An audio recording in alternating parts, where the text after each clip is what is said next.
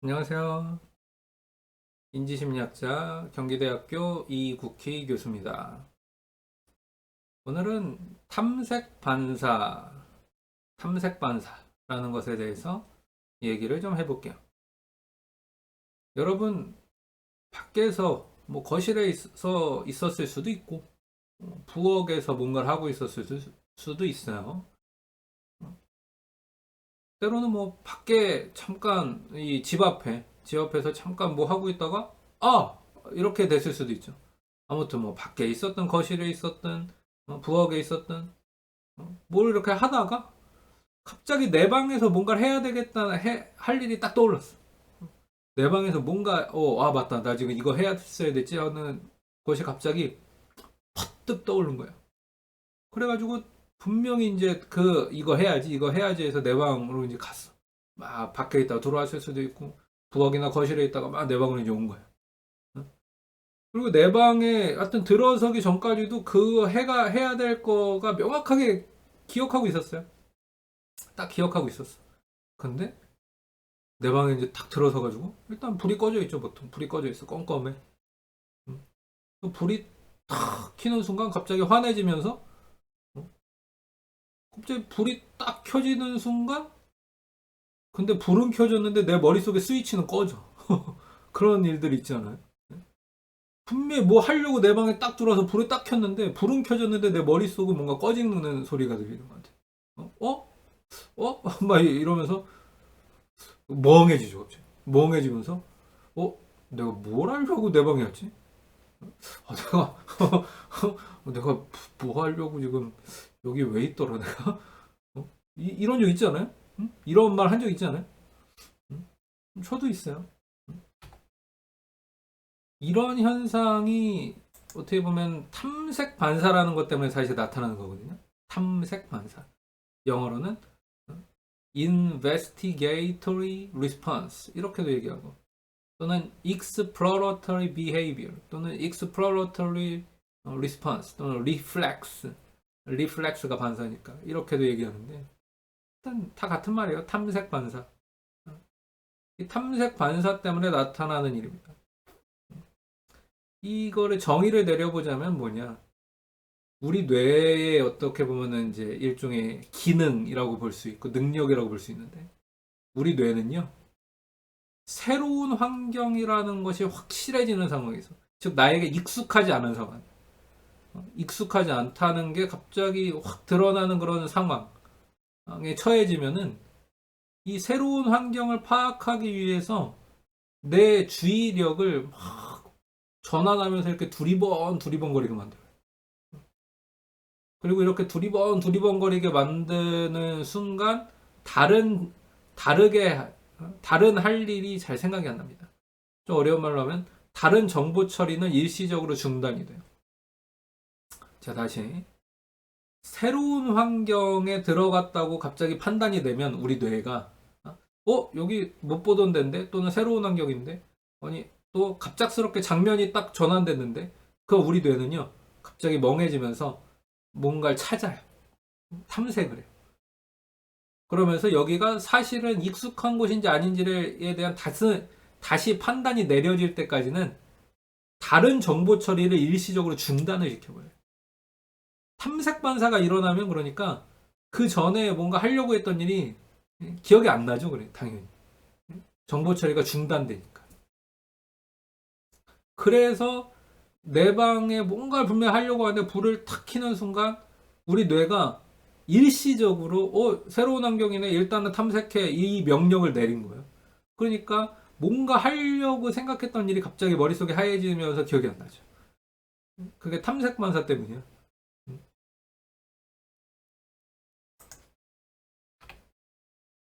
자, 그럼 이런 탐색 반사를 가장 먼저 발견한 사람은 누굴까요? 그러니까 탐색 반사가 있다고 해서 여러분들 혹시 내가 지금 뭐 치매 전조 증상인가? 뭐 그런 거를 걱정할 필요는 전혀 없습니다. 그렇죠? 자, 이 탐색 반사를 가장 먼저 발견한 사람은 누굴까 그럼? 탐색 반사를 많이 들어본 사람이에요. 바로 파블로프라는 심리학자입니다. 이반 페트로비치 파블로프. 풀네임을 다 얘기하면 그런데 보통 우리는 그냥 파블로프 성만 얘기하죠. 성. 그 가문의 어떻게 보면 훌륭한 학자라는 뜻이잖아요. 파블로트 가문의 아주 훌륭한 학자. 그건 이반밖에 없어. 파블로프. 파블로프의 개. 그렇죠? 자, 이 연구를 하면서 사실은 탐색 반사가 발견된 거예요. 여러분들 파블로프의 개 얘기는 많이 들어봤는데 파블로프의 개 실험을 통해서 탐색 반사가 발견됐다는 얘기는 처음 들어보죠? 자, 그럼 여러분들이 일단 잘 알고 있는 얘기에서 새로운 얘기로 한번 넘어가 봅시다. 파블로프의 개 실험 어떻게 된 거예요? 근데 이것도 약간 잘못 알고 있는 사람들이 많더라고. 종소리를 땡 하고 파블로프의 개한테 먹이 주고 종을 땡 하고 먹이 주고 종소리를 쳤다고 여러분 알고 계신 분들 많죠. 근데 사실 파블로프는 종을 쓴 적이 없어요. 그리고 종을 쓰는 순간 이건 약간 비과학적인 연구가 되는 거예요. 왜? 과학에서 이런 실험을 할 때는 종소리를 항상 일정하게 똑같이 쳐줘야 되거든요. 근데 우리 손으로 뭐 치는 조그만 종이 있다고 해봅시다. 근데 과연 인간이 칠 때마다 손으로 똑같이 종을 칠 수 있을까? 여러분들 지금 예를 들면 땡 쳤어. 그럼 두 번째 땡 한 게 첫 번째 했던 그 소리와 정말 100% 일치한다고 확신할 수 있어요. 똑같은 강도에 똑같은 스냅에 똑같은 빠르기로 내가 쳤다라고 확신할 수 있어요. 이게 안 되죠. 그러니까 종을 못 써요, 과학에서는. 그러면 과학적으로 이 모든 걸 통제할 수 있는, 이 모든 소리를 통제할 수 있는, 이 시그널을 통제할 수 있는 도구는 뭐예요? 그리고 파블로프가 이 어떻게 뭐 연구를 하던 그 당시에 이걸 가능하게 해주는 게 뭘까요? 한 1920년대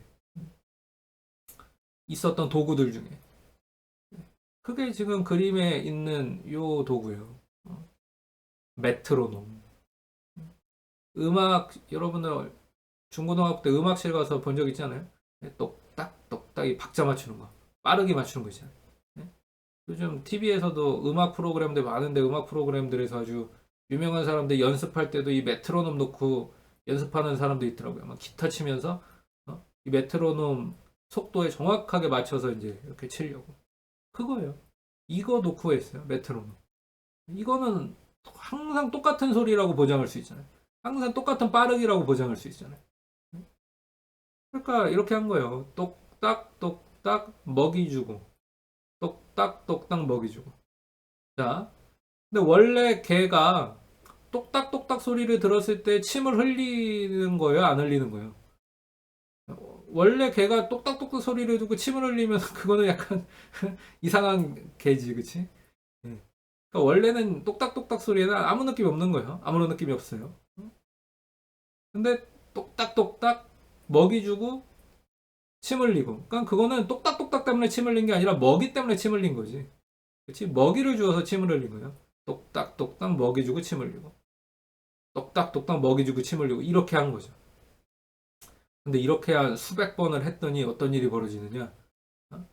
나중에는 이 개도 뭔가 기억이라는 게 형성이 돼요. 또는 expectation, 어떤 기대라는 걸 할 수 있게 돼요. 어떤 기대? 똑딱똑딱 소리가 먹이가 나온다는 신호구나를 알게 돼요. 기억을 한 거죠. 기대를 하게 돼요. 그래서 나중에는 어떻게 돼요? 여러분들 알고 있는 내용이잖아요. 똑딱똑딱 소리만 들어도 침을 흘려요. 이런 것을 조건 형성이라고 부르죠. 조건 형성. 특히 파블로프식 조건 형성 이런 식으로 불려요. 파블로프식 컨디셔닝 또는 아주 이 클래시컬하다. 인간이 오래됐다는 얘기가 아니고 인간이 어떤 정보들을 연합시키는데 가장 기초가 되는 방법이다. 이런 뜻에서 인간도 그렇고 동물도 마찬가지고 유기체라고 해야 되겠네. 이런 뇌가 있는 유기체들이 뭔가 연합시키는 어떤 시그널을 파악할 수 있는 이 신호가 어떤 의미다. 원래 아무런 느낌이 없었고 아무런 의미가 없었던 것에서 의미를 찾을 때 어떤 이 정보 처리 과정을 통해서 이 의미를 찾게 되느냐? 그런 의미로 클래시컬하다고 하는 거예요. 클래시컬. 가장 기초라는 얘기죠. 베이직이라는 얘기예요. 그러니까 그래서 클래시컬한 조건 형성, 클래시컬 컨디셔닝 이렇게도 부릅니다. 자, 근데 이제 이건 여러분들 아는 얘기고 문제는 근데 그 다음에 일어나요. 파블로프가 처음에 이 현상을 발견한 다음에 너무 신기한 거예요. 기분이 막 너무 좋은 거야. 그래서 사실 학자들이 이렇게 좋은 연구 결과를 발견하면 막 이렇게 좀 알리고 싶거든. 옆 동네에도 알리고 싶고, 옆 학교에도 막 알리고 싶고, 다른 막 이 학계의 동지들에게 막 이 좋은 소식을 막 알려주고 싶어요. 굿뉴스를. 그래서 실제로 약속을 한번 잡아요. 다른 학교에 갈 약속을 잡습니다. 그리고 막 이 실험을 시연한다고 그러죠. 시연.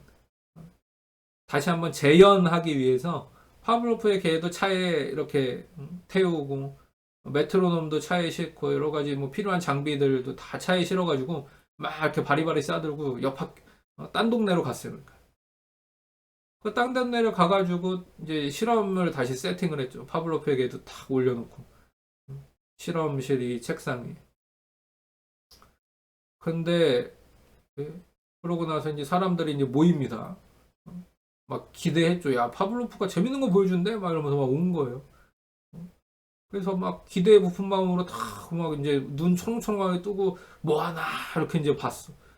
그리고 이제 파블로프도 야, 내가 오늘 진짜 멋진 걸 보여줄게 그러면서 이제 시작합니다. 자, 시작한다. 떡딱 떡딱 먹여주고 침을 떡딱 떡딱 먹여주고 침을 막 하고 나서 자, 지금이야. 이제 잘 봐. 잘 봐.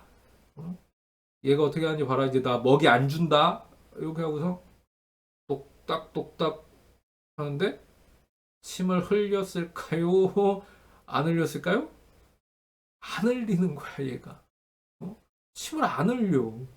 그러면서 지금 막 그러니까 파블로프를 뭐하나 이렇게 쳐다봐요. 당신 뭐합니까 지금 이렇게. 그런데 파블로프만 쳐다보는 게 아니라 두리번 해요. 그러니까 뭔가 산만해 지금. 그러면서 침을 결국에 안 흘렸어요. 그러니까 거기 모여있던 사람들 어떻게 됐을까? 정말 실망했죠. 그리고 야, 너 우리 시간 없는 사람들 막 재밌는 거 보여준다고 이렇게 불러갖고 보여준다는 게 겨우 이거야? 사실 욕도 먹고. 파블로프 자신은 또 얼마나 실망했겠어. 정말 자신 있게 뭔가 멋진 걸 보여주려고 했는데 가장 많이 실망한 건 사실 파블로프 자신이었겠죠. 그리고서 다시 이제 돌아옵니다. 왜 안 됐지? 왜 안 됐지? 이렇게 하면서 다시 돌아와요. 자기가 원래 있던 그 대학 실험실로. 근데 그래서 아이씨 왜 안 됐을까 하면서 다시 이제 자기 원래 있던 대로 돌아와가지고 실험을 이렇게 다시 이제 세팅을 해요. 혹시나 뭔가 잘못됐을까? 그리고서 이제 메트로놈도 다시 원래 자리에 놓고 파블로프에게도 원래 이제 자기가 있던 실험실로 돌아왔고 그러고서 혹시나 싶어가지고 똑딱똑딱을 다시 한번 그냥 켜봤어. 메트로놈을 다시 한번 작동시켜봤어. 아, 너 왜 이렇게 오늘따라 이렇게 침을 안 흘린 거야? 너 다 알고 있잖아. 메트로놈 소리가 먹이 나온다는 신호라는 것도 알고 있잖아. 이러면서 똑딱똑딱 그냥 한번 틀어본 거예요. 근데 어떻게 됐을까? 그렇게 다른 대학 실험실에서 침 안 흘리던 애가 자기 대학 실험실로 와서 똑딱똑딱 소리 듣자마자 이건 다른 똑딱똑딱 먹이 주고 침을 이것도 안 했는데 그냥 똑딱똑딱 소리 듣자마자 침을 확 흘리는 거예요. 여기서 파블로프가 딱 깨달은 거죠. 야, 이거다. 야, 이 파블로프의 이 개가 사실은 학습했던 게 단순히 똑딱똑딱 소리만 학습한 게 아니구나를 알았어. 그럼 걔가 학습한 건 뭘까요? 사실 그 원래 있던 실험실의 모든 환경을 다 같이 학습했던 거예요. 그거에 플러스 알파로 똑딱똑딱 소리까지 학습했던 거죠. 그 실험실의 분위기, 그 실험실의 냄새, 그 실험실의 조명, 그 실험실에서 매일 만나는 파블로프와 또 파블로프의 그 대학원생들 실험 조교들, 그 사람들의 발자국 소리 이런 거를 다 학습한 거예요. 그러고서 똑딱똑딱 소리가 들렸을 때는 아 이거는 먹이가 나온다는 신호구나를 알아요. 그러니까 침을 흘려요. 또 그걸 기대하고 있으니까. 그런데 지금 다른 대학은 어때요? 완전히 새로운 환경이죠. 조명도 다르고 냄새도 다르고 맨날 보던 사람들이 아니라 못 보던 사람들이 잔뜩 와 있네. 그러니까 탐색 반사가 작동합니다. 두리번 거리면서 여기에 적응할 때까지 이 새로운 환경에 적응할 때까지는 다른 정보 처리를 안 하는 거예요. 그러다 보니까 거기선 아무리 똑딱똑딱 먹이 주고 침 흘리고 그러니까 먹이 때문에만 침 흘린 거죠. 이건 그냥 본능이니까. 똑딱똑딱 침 흘리고 똑딱똑딱 침 흘리고 먹이 주고 침 흘리고 그 먹이 때문에만 침 흘린 거예요. 근데 똑딱똑딱 소리는 반응을 안 해. 왜? 지금 새로운 환경에 아직 적응이 안 끝났어.